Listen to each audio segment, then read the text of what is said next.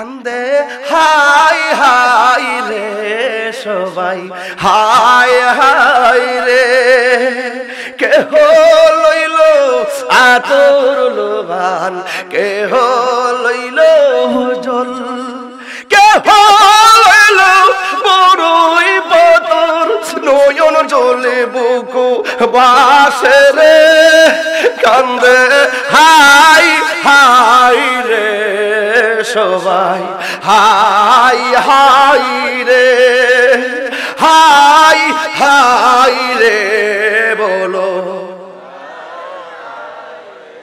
মা কান্দে, বাবা কান্দে, কান্দে আপনজন, ভাইয়ে কান্দে, বুনি কান্দে, কান্দে রে সুজন, কান্দিয়া কান্দিয়া জনম বিদায় তোমায় দিব রে, কান্দিয়া কান্দিয়া জনম বিদায় তোমায় দিব রে কান্দে হাই হাই রে সবাই। এখানে অনেকে দাঁড়িয়ে আছেন, বসার জায়গা যেহেতু আছে বসে পড়ুন। সংগঠনের নামটা দেখে খুব খুশি লাগছে। নামটাই হলো নূরে মদিনা, নূরে মদিনা। মদিনাকে আমরা সারা জীবন নূর বলি, কোনো অসুবিধা? নবীজিকে নূর বললেই অনেকের অসুবিধা হয়ে যায়, অথচ ওনারা জানে না যে নূর ও নবী হবে অন্ধকার কবরের সাথী। অথচ ওরা জানে না যে নূর ও নবী হবে আখিরাতের গতি। ওরা জানে না যে নূর ও নবী হবে হাসরের ময়দানের উম্মতের কান্ডারি। যদি বলুন ঠিক কিনা? আমরা নামাজ পড়ি, কবুল হয়েছে কিনা জানি না, রোজা রাখি, কবুল হয়েছে কিনা জানি না, কিন্তু একটা ভরসা আমাদের আছে, যেই ময়দানে কেউ নাই সেই ময়দানে আমার নবী থাকবেন। তবে অনেকে রাসূল পাকের মিলাদ কিয়াম নিয়ে আগে অনেক সমস্যা ছিল, আস্তে আস্তে এই সমস্যাগুলো কেটে যাচ্ছে। গত কয়েকদিন আগে দেখলাম চরমনারী পিসা হুজুর বলল যে কেউ যদি রাসূলকে দাঁড়িয়ে সালাম দেয়, এটাকে যদি ফরজ ওয়াজিব সুন্নত মনে না করে, তাহলে ওই লোকটাকে বেদাতি বলা অযৌক্তিক। আমরা কখনোই বলি নাই যে রাসূলকে সালাম দাঁড়ায় সালাম দেওয়া ওয়াজিব, এই কথা বলছি কখনো? আমরা সারা জীবন বাহাসের নীতিমালা ছিল রাসূলকে দাঁড়িয়ে সালাম দেওয়া, সালাম দিয়ে আমরা এটা মুস্তাহাব। এটা কি সালাম দাঁড়ায় দিলে সওয়াব আছে, না দিলে কোনো গুনাহ। যেহেতু এটা মুস্তাহাব, এই মুস্তাহাবকে যদি কেউ আবার অস্বীকার করে তাহলে তাদের বিরুদ্ধে আমরা বলতাম, ঠিক কিনা?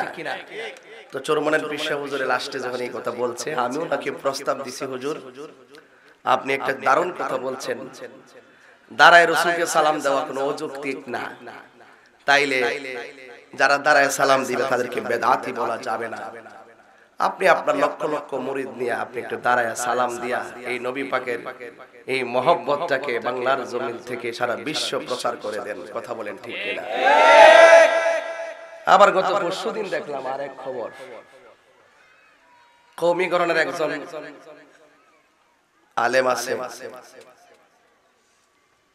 মুশতাকুন নবী, তিনি বলতেছেন, মুশতাকুন নবী সাহেব বলতেছেন দাঁড়ায় মিলাদ, বৈশা মিলাদ পড়লে অসুবিধা নাই, দাঁড়ায় মিলাদ পড়লে অসুবিধা নাই।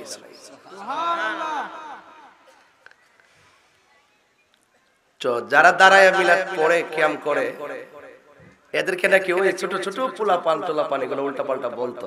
যাক, আপনারা মুরব্বীরা যেহেতু এখন সুন্দর করে আমাদের মেসেজ গুলা মাঠে দিচ্ছেন, আমরা বেজার না, আমরা খুশি।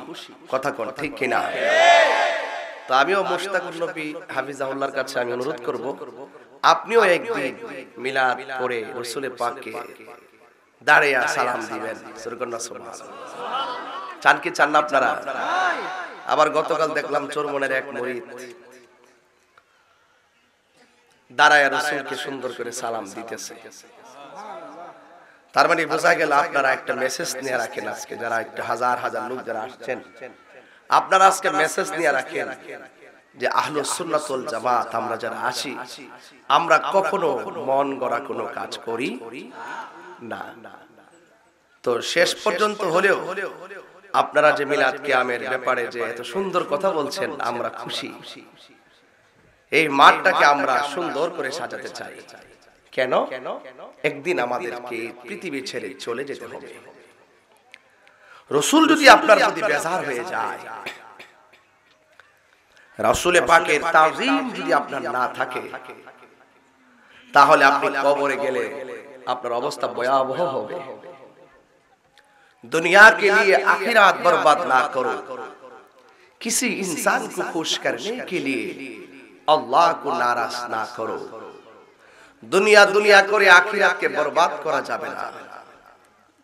দুনিয়ার কোন মানুষকে খুশি করতে গিয়ে আল্লাহকে বেজার করা যাবে না। তাহলে আল্লাহ খুশি হয় নবীর মহব্বতে। কথা বলেন ঠিক কিনা? আল্লাহ মানা নবী মানা নয়, নবী মানলেই আল্লাহ মানা হয়। কথা বলেন ঠিক কিনা? এই জন্য আল্লাহ বলেছেন ইউসাল্লিমু তাসলিমা। এখানে তাসলিমা বলার কোনো দরকার ছিল না। এই দিক দিয়ে সাল্লু বলল আর ওই দিক দিয়ে সাল্লিমু বলল। সাল্লিমুর পরে আবার আল্লাহ তাসলিমা লাগাইছে। এই তাসলিমার দ্বারা বোঝা যায়, তাসলিমা তাফসীর খুলে দেখেন লেখা আছে আই তাকরিমা আই তাওযীমা। রাসূলকে তোমরা সালাম দাও সম্মানের সাথে। বসে দেয়া সালাম দিলে সম্মান হয় না, দাঁড়িয়ে সালাম দিলে সম্মান হয়। দাঁড়িয়ে। তো যাই হোক, যে যত বেশি নবীকে মহব্বত করবেন তার আখিরাতের জীবন তত সুন্দর হবে। ঠিক কিনা বলেন? এই পৃথিবী ছেড়ে আমাদেরকে চলে যেতে হবে। আর বাঁচবো কয়দিন? 42 বছর তো পার হয়ে যাচ্ছে। ওয়াজ মাহফিল অল্প বয়সে মাঠে নেমেছিলাম। এই জন্য অনেকের কাছে এই বয়সগুলো, ওয়াজের বয়সগুলো শুনলে কাল্পনিক মনে হয়।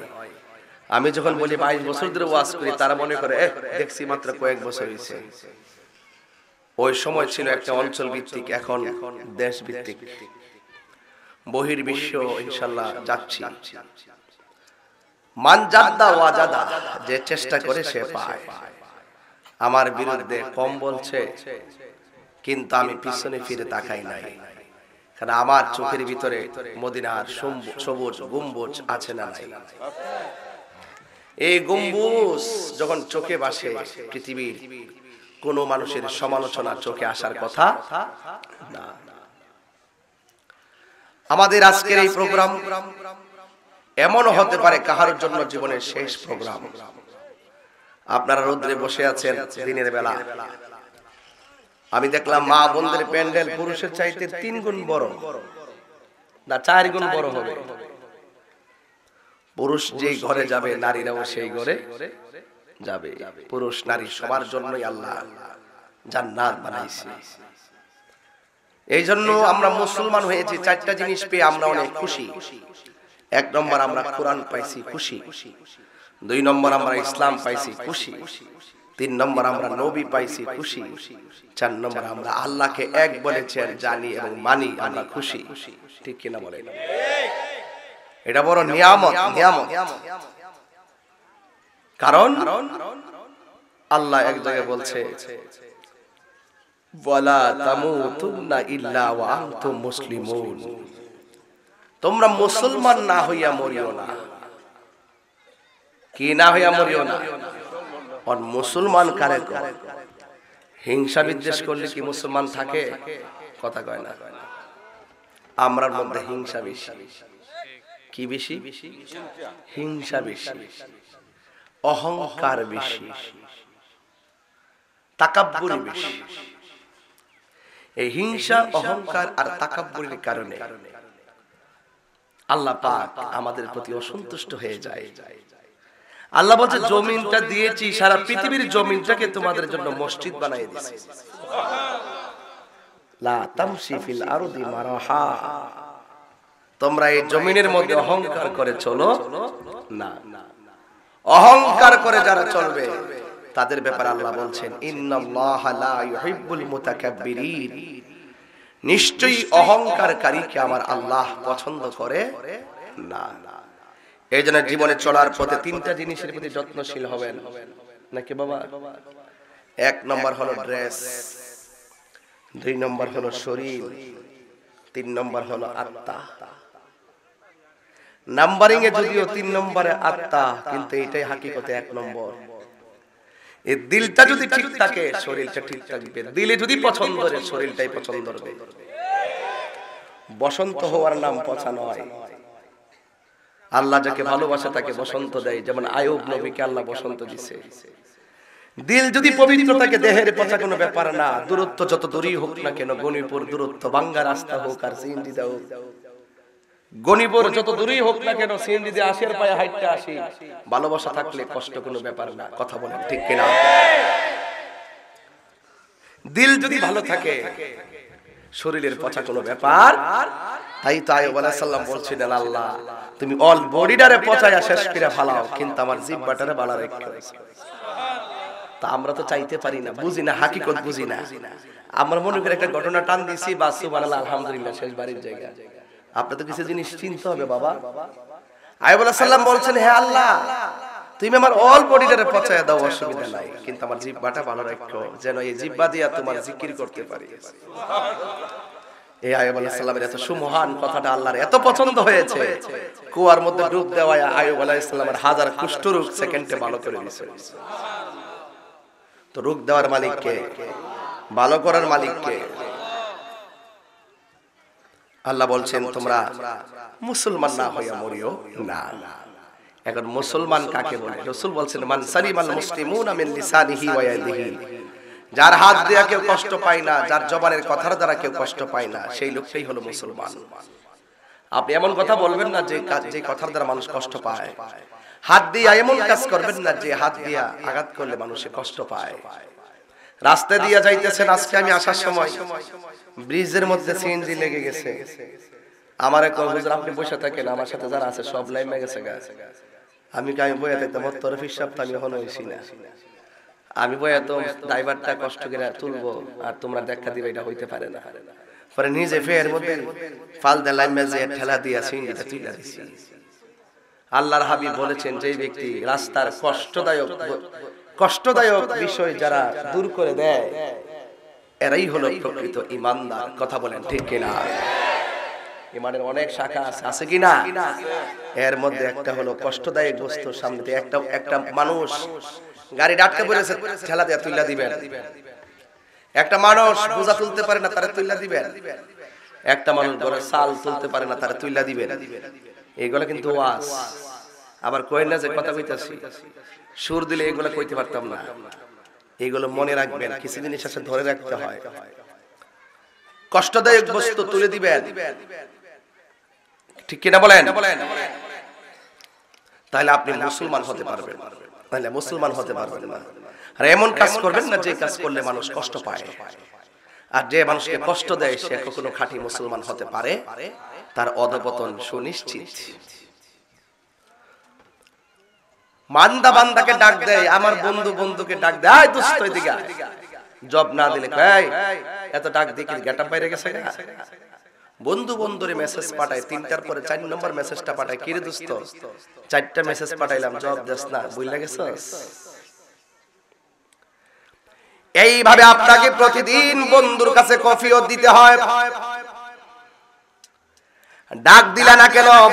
জামাইরে ফোন দিলে ফোনটা ওয়েটিং থাকলে বউ জামাইরে জিজ্ঞাসা করে কি ব্যাপার, কোন বউর সঙ্গে কথা কইছলা, ফোনটা ওয়েটিং কেন?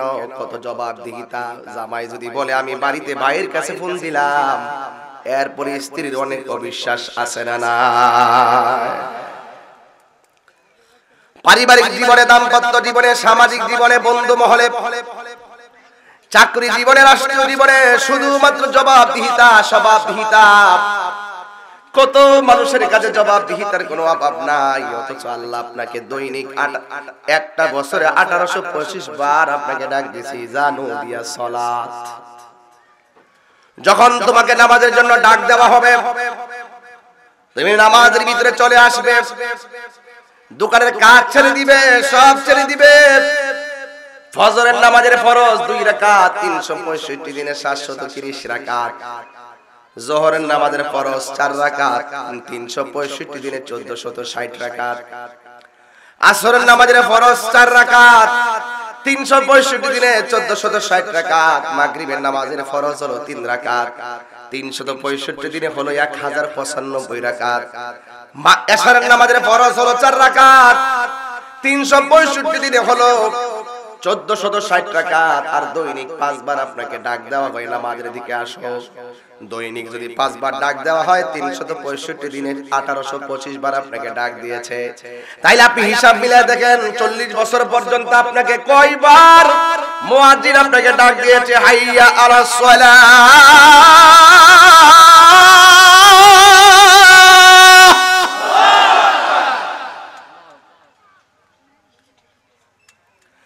কয়বার আপনাকে ডাক দিয়েছে? আপনি রাত্রি বেলা মোবাইল টিপতে টিপতে ঘুমাইয়া গেছেন। একদিন তো মরণ হবে, আল্লাহ তো জানেন। কিন্তু মরণের আগ পর্যন্ত আল্লাহ রাব্বুল আলামিন আপনাকে প্যারালাইসিস করে ঘুমের ঘরে ফালাইয়া রাখতে পারতো। কথা বলেন ঠিক কিনা?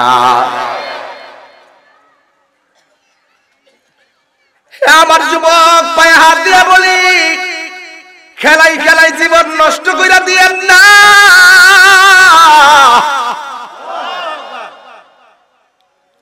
একটা বছরে 1825 বার আপনাকে ডাক দিছে নামাজের দিকে আসুন।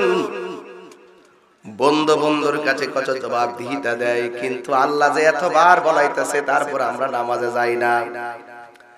ইচ্ছা করলে আল্লাহ তো একদিন আমাদেরকে মরণ দিবে।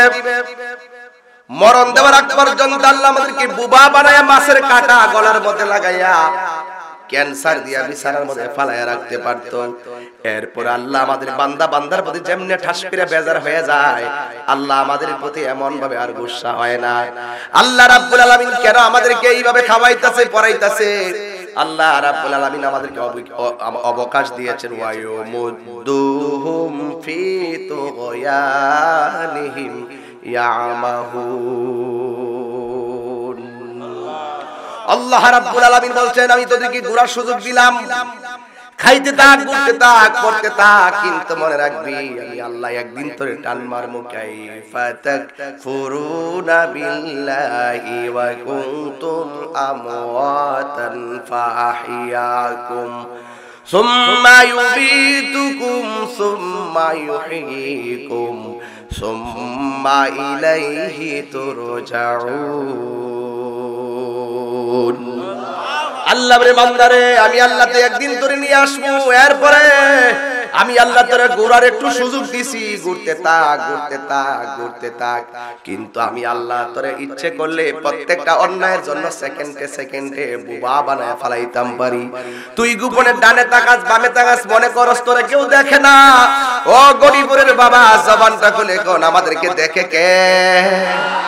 এরপর বান্দা বান্দার প্রতি যেমনে গোসা হয়, জবাবদিহিতা তালাশ করে, আমার আল্লাহ এইভাবে আপনাদের প্রতি অ্যাকশন নেয় না। একটা মাত্র কারণে অ্যাকশন নেয় না, কারণ আমার আল্লাহ কোরআনে বলে দিয়েছেন, ওয়া হুয়াল গাফুরুল ওয়াদুদুল আরশিল মাজিদ। He is the forgiving and loving. He is the forgiving and loving. Allah is the forgiving and loving. Allah is the Almighty and our Creator. Allah is the first, last, open and secret. Allah সব দেখে। আল্লাহ ক্ষমাশীল এবং প্রেমময়। এই জন্য আল্লাহ বান্দারে বড় প্রেম করে বানাইছে। এই জন্য বান্দারে সুযোগ দিছে চলতে থাক। যদি সময়ের একটা মুহূর্তে বুঝা ফালাস অন্যায় করা তুই ভুল করেছিস, আমি আল্লাহ তোরে নামাজ দিয়েছি। নামাজ তুই যখন পাহাড় পরিমাণ গুনাহ লইয়া এই কপালটার সেজদার মধ্যে লাগাইয়া দিবি, আমি আল্লাহর কাছে যখন খালেস দিলে তওবা করবি, আমি আল্লাহ মৃত্যুর একদিন আগে হলো তোদের জীবনের গুনাহগুলো মাফ কইরা বান্দা থেকে বন্ধু বানায় নিতে পারি। এই জন্য আমি তোরে সুযোগ দিছি। শয়তানের ধোঁকা পইরা তুই অন্যায় কইরা বলাইছস, তোরে আমি আল্লাহ সুযোগ দিছি, তওবা কইরা ল। এ যুবক পায়ে হাত দিয়া বলি, সব রকম মনে করবেন না। আমি 10,000 লোকের সামনে যে ওয়াজ করি, 1 লক্ষ 2 লক্ষ লোকের সামনে এই ওয়াজই করি, আমার কাছে কোনো ওয়াজ মাহফিল ছোট বড় নাই। আমি জানি আশিকে রাসূল একজন হলেও তার দাম হাজার মানুষের চাইতে বেশি। কথা বলেন ঠিক কিনা? এই জন্য মরতে হবে, কবরে যেতে হবে। আমরা মুসলমান হয়েছি, আমরা গর্ব করে বলতে পারি আমরা মুসলমান, কিন্তু অন্য ধর্মের যারা আছে তারা কিন্তু চিন্তা করে কি জানেন আমরা কোন ধর্মটা লালন করতেছি। গতকালও দেখলাম একটা ছেলে লাশ পুরাইতেছে আর লাঠি দিয়ে এইভাবে উল্টাইতেছে পাল্টাইতেছে। আমি দেখা মনে মনে ভাবতেছি আল্লাহ আমাদের কত দয়া করেছে, আমাদেরকে সুন্দর করে আদর করে করে আমাদেরকে শেষ বিদায়টা দেয়। কথা কোন ঠিক কিনা? দম ফুরাইলে সবই বন্ধ রে ও বন্ধু, যাইবার কালে আপন কেহ নাই। দম ফুরাইলে সবই বন্ধ রে বন্ধু, নবী বিহীনে বান্ধব কেহ নাই। ঠিক কিনা? এই নবীকে আমি পেয়েছি, এই নবীকে পাইয়া আমরা বড় খুশি। আমার নবী আপনার নবী রাহমাতুল লিল আলামিন বলেন, আমাকে আল্লাহ মেরাজ নিয়েছেন। মেরাজে যাওয়ার পর আমাকে আল্লাহ রাব্বুল আলামিন অনেক আযাব আর গজব দেখাইছে। আমি অনেক কষ্ট দেখেছি, সব চাইতে ভয়ঙ্কর কষ্ট দেখছি কবরের আযাব। কিসের আযাব? কবরের আযাব। কবর আযাবের মতো এত কষ্ট অন্য কোনো আযাব দেখি নাই। আগুন শিকল দেখছি, অনেক গরম পানির তীব্রতা দেখেছি, কিন্তু আমার কাছে মনে হয়েছে কবরের আযাবের মতন এত আযাব আমার কাছে লাগে নাই। কিন্তু আমার নবী বলেন, বেনামাজি হইয়া মারা গেলে ওই কবরের ভিতরে 3টা শাস্তি অবধারিত, আর 3টা শাস্তির ভিতরে সবচাইতে ভয়ঙ্কর কষ্টের কাজ দেখেছি একমাত্র মাটির চাপা। মাটির চাপা, ডান পাশের মাটিগুলো এক প্রান্তে চলে যাবে, বাম পাশের মাটিগুলো এক প্রান্তে চলে যাবে। বেনামাজি হইয়া গেলে এখনো মসজিদে আযান হইতেছে মনে হয়।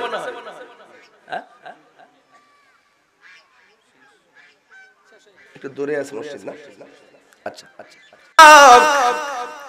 আমার নবী বলেন, ডান পাশের মাটি এক প্রান্তে যাবে, বাম পাশের মাটি আরেক প্রান্তে যাবে রে বাজান। আমার নবী বলে, 2 পাশের মাটি তোমারে এমন জোরে চাপা মারবো, তোমার কান্নার কারণে পাশের গোরস্থান মানুষগুলা পর্যন্ত চিন্তিত হয়ে যাবে। একটু 3 বার আল্লাহর ডাক দেখো না, আল্লাহ আল্লাহ আল্লাহ। এইভাবে যদি 24 ঘন্টা চলতে থাকে মানুষকে কি হইছে কি হইছে, আমরা গোরস্থানে জান গিয়া দেখে এর চাইতে ভয়ঙ্কর আওয়াজ হইতেছে, হ্যাঁ শুধু বাঁচাও আর বাঁচাও, বাঁচাও আর বাঁচাও, আর পারতেছি না, ও আল্লাহ বাঁচাও। বেনামাজি হইয়া কবর আসলে এত আযাব আগে জানতাম না, আবার দুনিয়াতে পাঠাও, আর নামাজ বাদ দিতাম না, আর চিৎকার মেরে কন্যা আল্লাহু আকবার। এইভাবে কান্না করতেছি কবরে, কিন্তু আমাদের কান নাই, আমরা জানার কোনো ক্ষমতা সুযোগ আল্লাহ দেয় নাই। কিন্তু যুবক হাউ মাউ করে কবরবাসী কান্দে, কিন্তু যুবক ভাইরা আমার মাটির উপর থেকে পচা আলু যদি মাটির নিচে লাগান গাছ উঠবে না রে বাবা। পচা বীজ মাটির নিচে লাগাইলে গাছ উঠবে না, ভালো বীজ মাটির নিচে লাগাইলে গাছের আশা করা যায়। মাটির উপরে তাইকা ঘুষ খাইয়া, মাটির উপরে তাইকা সুদ খাইয়া আসেনি যে কাজ না ভালো লাগে, পেট বড় করে জন্মের খাওন খাও, নাচ্চা তো জুকে যাও।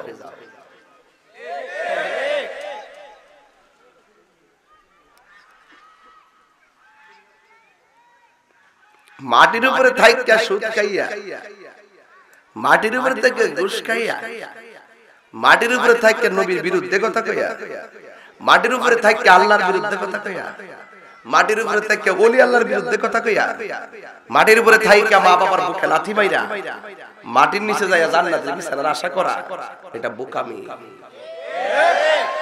ইন্নাকা লা তাজনি মিনাশ শাওকিল ইনা, আঙ্গুর গাছ থেকে কাঁঠালের আশা করা যায় না।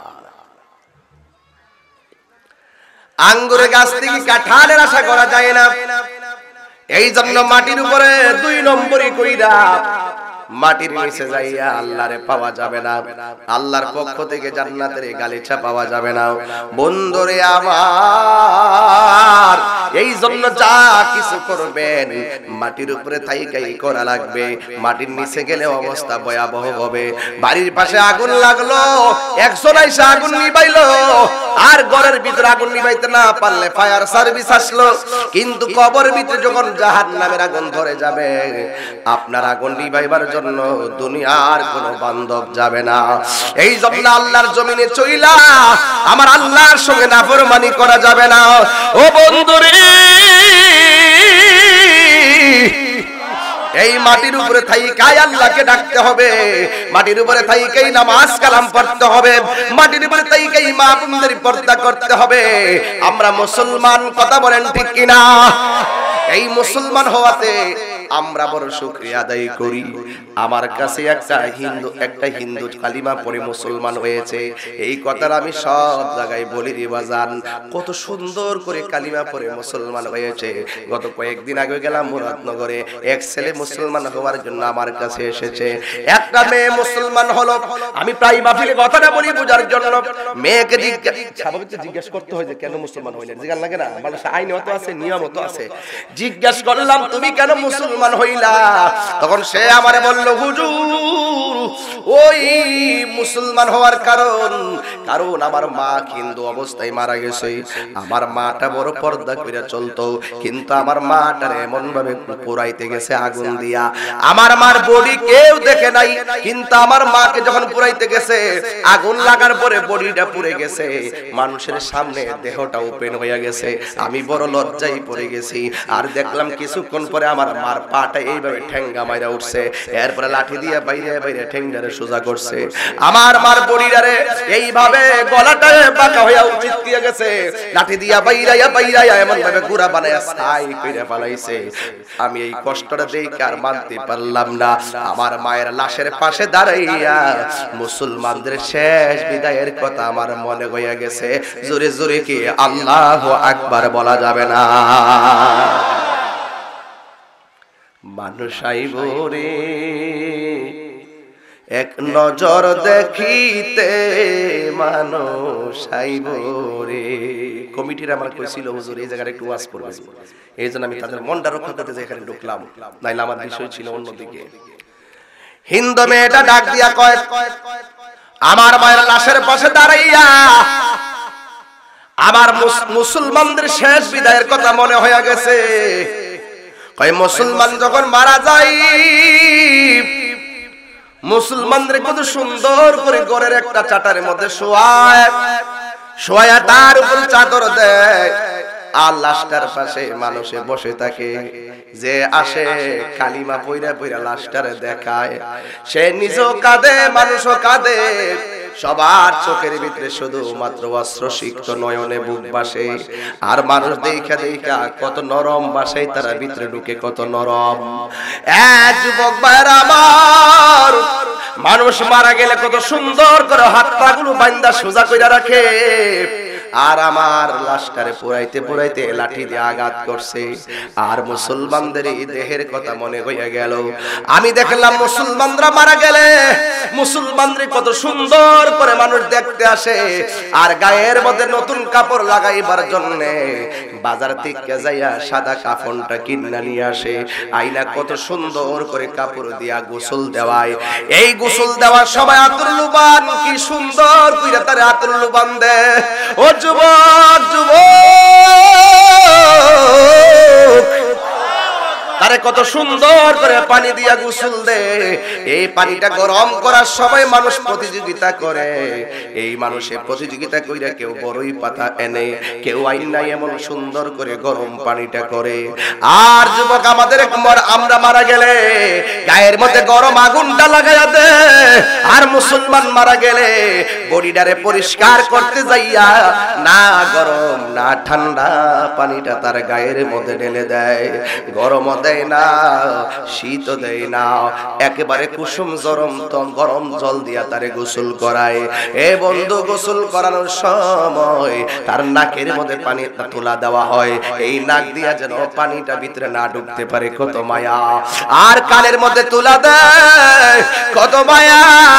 কান দিয়া যেন তুলা দিয়া টান দিয়া যেন পানি ঢুকতে না পারে।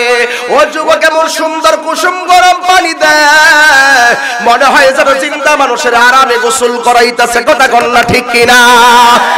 আবার তারে বাজার থেকে আইনা চুকির মধ্যে সুরমা লাগাইয়া দে, আতর লুবান লাগাইয়া দে, আর তারে সুন্দর করে গোসল দিতে যাইয়া আবার পাতার মধ্যে দইরা পেটের মধ্যে চাপ দিয়া মাটিতে বসায়, গোসল কানায় বসাইয়া পায়খানার রাস্তা দিয়া কোনো মলমূত্র আসলে, পায়খানা আসলে টিস্যু দিয়া গামছা দিয়া মহিলাগুলো হাত দিয়ে পরিষ্কার করে দেয়। কত মায়া, কত মায়া! এই পায়খানাগুলো হাত দিয়ে পরিষ্কার কইরা দেয়। কত মায়া! আবার এত ওজন একটা লাশ সুন্দর নতুন কাপড় পরাইয়া মসজিদের খাটটা আনার জন্য মানুষ দৌড়াইয়া যায়। কত মায়া! ও বন্ধুরে, এই খাটটারে মানুষ কান্দে লওয়ার জন্য পাগল হইয়া যায়। কেন পাগল হবে না? আল্লাহর হাবিব বলেন, মৃতের খাট যখন কাঁধের মধ্যে লয়, মৃতের খাট যখন কাঁধের মধ্যে লয়, 40টা কদম যখন বান্দা দেয়, আমার আল্লাহ রাব্বুল আলামিন তার 40টা কবিরা গুনাহ মাফ করে দেয়। সাজিয়ে গুজিয়ে দে মোরে সজনী তোরা, সাজিয়ে গুজিয়ে দে মোরে। কন্যা, আরে মিয়া, বাপের কথা মনে করেন না কেমনে দিয়েছেন, কবরটা ঢুকাই দিয়েছেন। আরে মার কথা মনে করেন না কেমনে যে কবরে ঢুকাই দিয়েছেন। আবার একটু চিন্তা করেন না যে আমারও আমার মার মতন বিদায়টা দিব। এই সিস্টেমটা তো আমাদের চোখে প্রতিদিন দেখি যে এই সিস্টেমটা আমাদের হবে। এরপর আমাদের ভিতরে ভয় আসে না, এরপর আমাদের মনে চিন্তা আসে না। দুনিয়া দুনিয়া ফিরে আমরা ধ্বংস হয়ে গেছি। কথা বলেন ঠিক কিনা? সবাই আমার সাথে বলেন, সাজিয়ে গুজিয়ে এ সজনী তোরা, সাজিয়ে গুজিয়ে দে মোরে।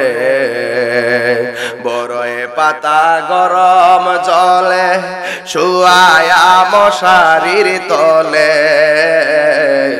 বড়ই পাতা গরম জলে, বড়ই পাতা গরম জলে শুয়ায়া মশারির তলে, আতর গোলাপ চন্দন মেখে দে সজনী তোরা, সাজিয়ে গুজিয়ে দে মোরে। সবাই, সাজিয়ে গুজিয়ে দে মোরে সজনী তোরা, সাজিয়ে গুজিয়ে দে মোরে। এত রঙিন এত কাপড় কিছুই ভালো লাগে না মোর, এত রঙিন এত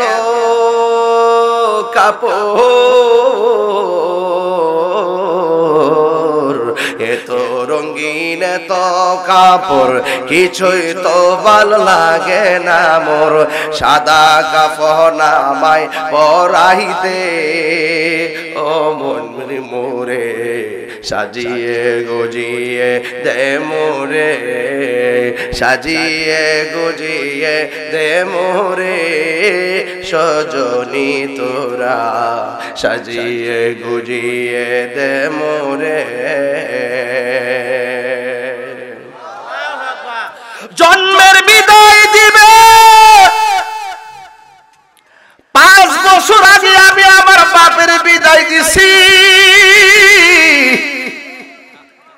টিনের ঘরের ছিদ্র দিয়া বৃষ্টির পানি পড়লে সবাই মিল্লা ছিদ্রটা বন্ধ করে ঘরে যেন পানি না পড়ে। ওয়াজ মনে বুঝেন না, তাইলে ওয়াজ বুঝেন না। ঘরে টিন দিয়া পানি পড়ে, টিনের ছিদ্রটা বন্ধ করে দেয় ঘরে যেন কি পানি না পড়ে। আর তোমার বাপরে যে ওই জঙ্গলার ভিতরে ফালাই দিয়াইছো, কাতি মাসের বৃষ্টি, ভাদ্র মাসের বৃষ্টি, আষাঢ় মাসের বন্যার পানি কবরে ভাসতেছে, হাড্ডিগুলা পানির মধ্যে দুলতেছে, পোকামাকড় ঢুকতেছে, সাপ ঢুকতেছে। আমার ঘরের খবর নিয়ে আমি ব্যস্ত, কবরবাসীর খবর নেওয়ার কোনো সুযোগ নাই। কথা বলেন না ঠিক কিনা?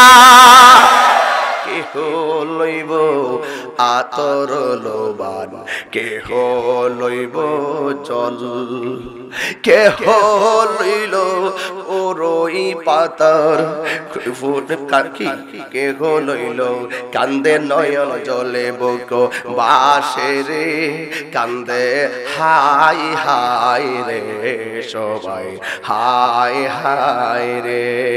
রাত্রে সুর দিলে মানে এইভাবে, কান্দে হাই হাই রে সবাই, হাই হাই রে। কেহ লইল আতর লোবান, কেহ লইল জল, কেহ লইল বড়ই পাতার নয়ন জলে বুক বাসে রে, কান্দে হাই হাই রে সবাই, হাই হাই রে, হাই হাই রে বলো।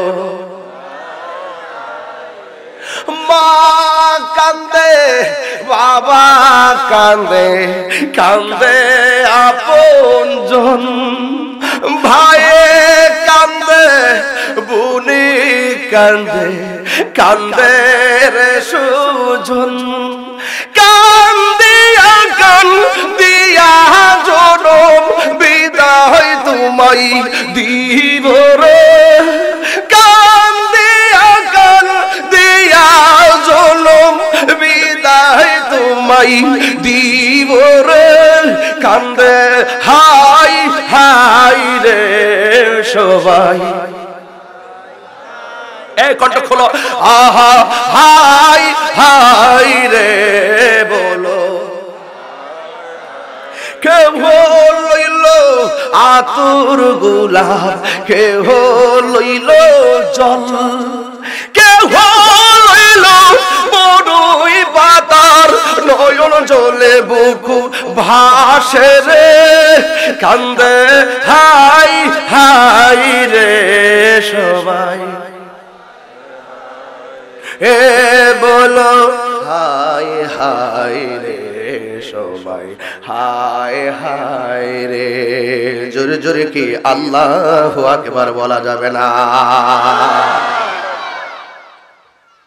কান্দো মাত্র 3 দিন। হাই হাই তো কাঁদবেই জানি, হাই হাই বলে তো কাঁদবেই। 3 দিন তাহিরি মারা গেলে 3 দিন ফেসবুক সুখ বার্তা ভরে যাবে, টেলিভিশন নিউজ আমাকে দিতে হবে না, ওরা বাড়িতে এসে নিয়ে যাবে। দেশ বিদেশে শুধু বলবে সুখ বার্তা, হারে ছেলেটা ভালো ছিল রে, আর যাই হোক ছেলেটা খুব ভালো ওয়াজ করতো রে, আরে সে মরছে ভালো হয়েছে রে। আবার কেউ কেউ হারে লোকটা গেল গারে, পজিটিভ নেগেটিভ আছে না কিছু। সবাইকে আর ভালো বলে আমি জানি, ভালো বলবে, ভালো বলবে না সবাই, তবে আফসোস করবে, শত্রু আফসোস করবে চলে গেলে। কিন্তু 3 দিন, কয় দিন? 3 দিনের পর 4 দিনের মাথায় আমার খবর কেউ নিবে না। এ বন্ধু, আমার স্ত্রী 1 মাস 1.5 মাস 2 মাস করে কাঁদবো, 4 মাসের মাথায় হয়তো কোন মহিলা এসে বলতে পারে কত জামাই জামাই করবি, তোরও তো একটা ভবিষ্যৎ আছে।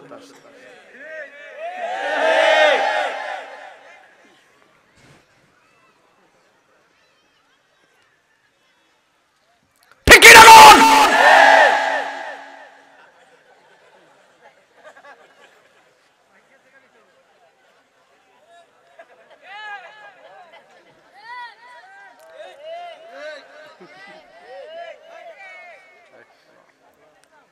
খোদার কসম, আমার মৃত্যুর কষ্টের ভাগ আমার পরিবারের কেউ নিবে না, আমার কবরের কষ্টের ভাগ পরিবারের কেউ নিবে না। নো দাই সেলফ, নো দাই সেলফ, আগে নিজেকে চিনো। তোমার কবরের জায়গা তোমাকেই করতে হবে, তোমার আখিরাতের জায়গা তোমাকেই করতে হবে, তোমার দুনিয়ার জায়গা তোমাকেই করতে হবে। 1 ইঞ্চি জায়গা তোমাকে কেউ করে দিবে না। কথা বলেন, হাত তুলে বলো, হাত তুলে বলো, এই যুবক বলো, আমার হাত তুলে বলো।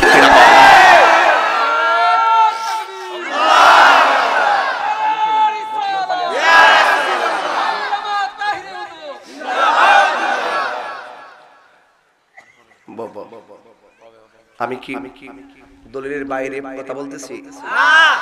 সত্যিকার কোন গণিপুরের মানুষ এই ওয়াজ যদি রাত্রে করতাম সব গড়ায় কান্নাকাটি করতেন। শুধু দিনের বেলা আলু বাতাস দেখতেছেন তো, নজর জায়গা ভিন্ন দিকে। কিন্তু আমি আজকে দেখতেছি প্রত্যেকটা মানুষ আমার দিকে তাকায় দিচ্ছে। আমার আজকে অনুভব হচ্ছে যে প্রত্যেকটা মানুষ হৃদয়ের গভীর থেকে ওয়াজ শুনতেছে। আর আমি আমার আপনার জীবনের মঙ্গলের জন্য কথা বলতেছি, ঠিক কিনা বলেন? আমার জায়গা আমাকেই করতে হবে। পৃথিবীর মানুষ বড় স্বার্থপর। পৃথিবীর মানুষ কি স্বার্থপর? দেখেন না জানাজার নামাজে গেলে কিতা করে দেখছেন নি? ফয়রা লাও, হ্যাঁ মাদা তুমি সুলুক আইতাছে, হ্যাঁ কো ফয়রা লাও।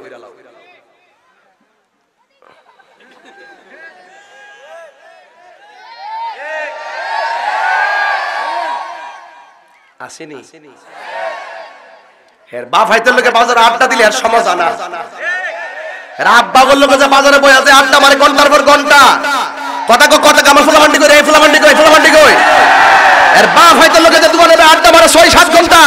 অথচ আমার নবীজি বলছে পৃথিবীতে সবচাইতে নিকৃষ্ট জায়গা হলো বাজার। ওই বাজারে আড্ডা মারে ঘড়ি কাটার ফেল চাই না, মসজিদে নামাজ পড়লে বারবার ঘড়ি কাটার ফেল চায়।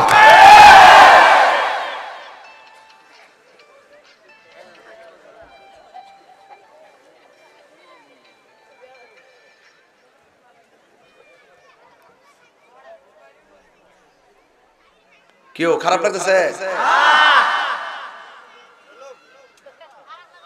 কিছু কিছু সুস আছে, সুস বুঝেননি? সমাজে কারা সুদ খায় এটা কইব জায়গা মতো, কেডা গাঞ্জাটা নাই এটি কইব, আর কেডা বালা মানুষের বিরুদ্ধে কইব। হের কামলে এর কথা হিয়ানো লাগাইব, হিয়ানের কথা হিয়ানো লাগাইব। সুস চুস জুস না চুস। এই মুনাফিকটির কারণে সমাজে অশান্তি। কথা ঠিক কিনা হুজুর? মুনাফিক আছে কিনা? আপনি ইমামতি করেন, আপনি মাদ্রাসা শিক্ষক, কোন খতিবের দায়িত্বে আছেন? যাক যদি কোনো তাকে তাহলে আপনাকে দিয়ে কষ্ট করি। দেখবেন আপনি যদি খতিবের দায়িত্বে মেহরাবে যাওয়ার 1 মিনিট আগে কিছু কিছু সুস আছে, মসজিদে ঢুকবো হালি সর্দারি করতো। দেখ ইমাম সাহেব 1 মিনিট আছে, নামাজ পড়ালেন? নামাজ কিটা করেন? পড়াইলেন?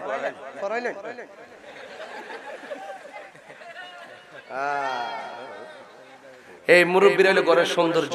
সুবহানাল্লাহ গর বাবা, এই মুরব্বীর হলো ঘরের সৌন্দর্য। এই বাপ দুইটা ফুটফুট করতে করতে শরীরে হাড্ডি ক্ষয় করে নিছে। এই বাপ দুইটা ফুটে ফুটে ভবিষ্যৎ করতে করতে এই রেখে বুড়ুকে তেমন করে ক্ষেত্রে আইল নাই, গরু নাই, টরু নাই, জীবনটা নাকি করছে, জীবনটার ফানি করে ফেলাইছে। কি রে আর কি লাগা কথা কোনা কি লাগে রে? কি তোর সমস্যা?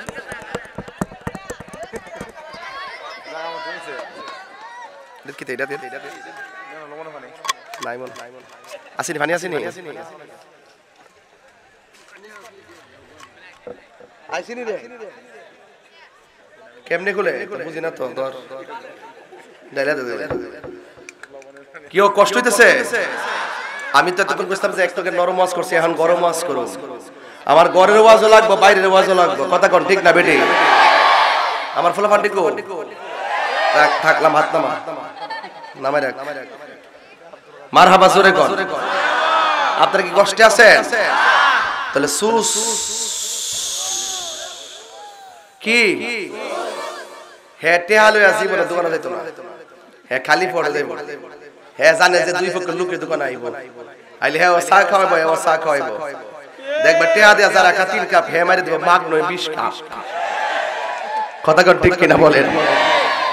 সাবধান। আর কিছু কিছু সর্দার আছে এক বুয়াতে সর্দারি শেষ করতে পারে দরবারটা, এটা 5 দিন জিয়াই রাখবো। খা পেট বইরা খা, মরার পরে বুঝবি কয় মাসে বছর যা। কথা কোন ঠিক না বেটি? বাবা রাগ করতেছেন নি বাবা? এই মুনাফিকদের কারণে সমাজে সমস্যা। আরে হারাম টাকা দিয়া পোলাও কুরমা 6 প্রকার আইটেম দিয়ে খাওয়ার চাইতে গায়ে গাম জড়ায়া শুটকির ভর্তা দিয়া গাছতলায় বসে মা বাপ নিয়ে ভাত খাও, অনেক শান্তি আছে। কথা কোন ঠিক কিনা? যারা শুটকির ভর্তা দিয়ে ভাত টাত খায় আর কোনো সমস্যা হয় না, ঠিক কিনা বলেন? তো যাই হোক, আমি তো আসলে অনেক রাগী মানুষ, কোন জিদ্দি মানুষ, আবার নরম মানুষ। কিন্তু এতক্ষণ যে কথাগুলো বলছি, আপনি কি মনে করেন না যে ভালো কথাগুলো এগুলো গ্রহণ করলে আপনি বান্দা থেকে বন্ধু হয়ে যাবেন? আমরা কি হারাম খাবো? আমরা হালাল খাবো। হারামের রক্তের গঠিত শরীরের দোয়া কবুল হয়, আর হালালের রক্ত গঠিত হওয়া হাতের দোয়া কবুল হয়। মুনাফিক কখনো বেহেশতের ভিতরে যাবে না, এর মুনাফিক থাকবে জাহান্নামের সর্বনিম্ন স্তরে। কথা কোন ঠিক কিনা? ওই জল্লা ফিরে আল্লাহ যদি মনে করেন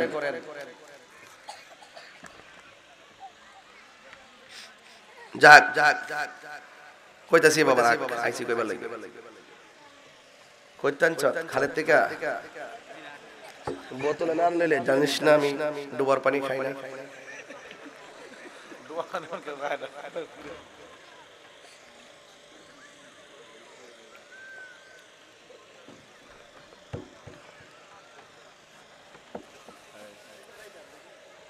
কেউ একটু জিকির হইবনি? হইবনি ইনশাআল্লাহ। জিকিরে আল্লাহ বেজার হয় না, খুশি হয়। কলবের খাদ্যের নাম কি? জিকির। গিজাউল কালবে যিকরুল্লাহ। কলবের খাদ্য হলো আল্লাহ, জিকির। এই যুবক, আপনারা একটা ঘটনা জানেন, ইসরাইল ফিলিস্তিনকে মারতেছে, ঠিক কিনা? কেন মারে জানেন? আমরা মুনাফিক মুসলমানদের কারণে। আজকে সব মুসলমান যদি এক থাকতো, ইসরায়েল কি কোনদিন ফিলিস্তিনের উপরে অন্যায়ভাবে হামলা করতে পারতো? অবৈধভাবে জায়গা দখল করতে পারতো? আমরা ফিলিস্তিনের মুসলমানদের মতো হতে পারি নাই। ফিলিস্তিনি মুসলমানরা মসজিদ রক্ষা করতে রক্ত দিতেছে। ইসরায়েলকে ফিলিস্তিনি মুসলমানরা কি কয় শুনেন? ইসরায়েলরা বলতেছে তোরা আমাদেরকে বোমা মেরে আমাদের জমিন দখল করতেছস, আর আমরা মসজিদ রক্ষা করার জন্য তাজা রক্ত ওই জমিনে ফালাইয়া আল্লাহর জান্নাত দখল করতেছি। কথার নাম রবিশ, কথার নাম খবিশ। কথা জানতে হবে, ইমানি কথা আছে কিছু। বলতেছে তোরা আমাদের মাথার উপর দিয়ে ক্ষেপণাস্ত্র মারতেছস, তোদের ক্ষেপণাস্ত্রের উপরে আমাদের রব আছে, রব। তোদের বিচার পৃথিবীর কোন আদালতে দেব না, তোদের বিচার দিব আমার রবের দরবারে। কথা বলেন ঠিক কি না? এই জন্য ইসরায়েল, আমার বাংলাদেশের কিছু টিকটক মৌলবী আছে। কি মৌলবী? টিকটক মৌলবী, ঘুমটা মৌলবী, যারা ইসরায়েলের বিরুদ্ধে কিছু বলতে রাজি না, তারা গোপনে গোপনে ইসরায়েল থেকে ডলার খায়। আর এদের মাধ্যমে বাংলাদেশের ভিতরে ফিতনা সৃষ্টি হয়েছে। মুসলমান এই যে এত যে সমস্যা, একমাত্র এদের কারণেই। কথা বলেন ঠিক কি না? এরা রমজান মাসে কাতার থেকে বাইরে তারাবির নামাজ 8 রাকাত আসেনি মূল্য ফাউডা ফাঁক কইরা গারিব, এইভাবে বুকের উপরে হাত বাঁধবো। কথা কোন ঠিক কি না? তো সেই জন্য এই সমস্ত মুনাফিকদের কারণে সবচেয়ে বড় সমস্যা। আপনাদের উচিত কি, ওরা যে বিমানটা ছাড়তেছে, এই বিমানে যে তেল তারা কিনে কিভাবে? তাদের পণ্য এই বাংলাদেশে আছে না নাই? এইগুলো বিক্রির মাধ্যমে তারা বিশাল অঙ্ক হাতিয়ে নিচ্ছে। নিয়ে তারা কি করতেছে? বিল্ডিং করে না, এরা যাইয়া ধর্মীয় কোনো প্রতিষ্ঠান করে না, ওরা ইডি দিয়া শুধু অস্ত্র কিনে। তাদের কাজ হইলো এই অঞ্চলকে শেষ করে দেওয়া। এটা পশ্চিমাদের একটা ষড়যন্ত্র। কথা বলেন ঠিক কিনা বলেন? এই জন্য মুসলমানদের উচিত এই ইসরায়েলি পণ্যকে বয়কট করা। কথা বলেন ঠিক কিনা? এদের আর্থিক অবস্থা দুর্বল করতে পারলেই তাইলে তারা মুসলমানদের কাছ থেকে দূরে সরে যাবে এবং তারা অস্ত্রের যোগান দিতে পারবে না। কথা বলেন ঠিক কিনা?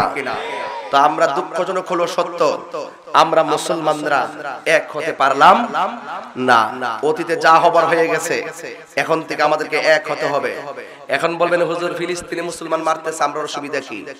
পৃথিবীর সকল মুসলমানদের একটা দেহের মতো, এক জায়গায় মুসলমানরা আঘাত পেলে আরেক জায়গায় আঘাত লাগতে হবে, এটাই প্রকৃত মুসলমানদের বৈশিষ্ট্য। কথা বলেন ঠিক কিনা? এখন আপনারা যারা এখানে এসেছেন, আপনাদের কাছে অনুরোধ করব, এই মাহফিলটা হওয়াতে আপনারা কি খুশি না বেজার? আমরা কি ফিলিস্তিনের জন্য একটু দোয়া করে যাব, নাকি দোয়া না করে যাবেন? গা দোয়া না করে কে কে যাইবেন? হাত তোলেন।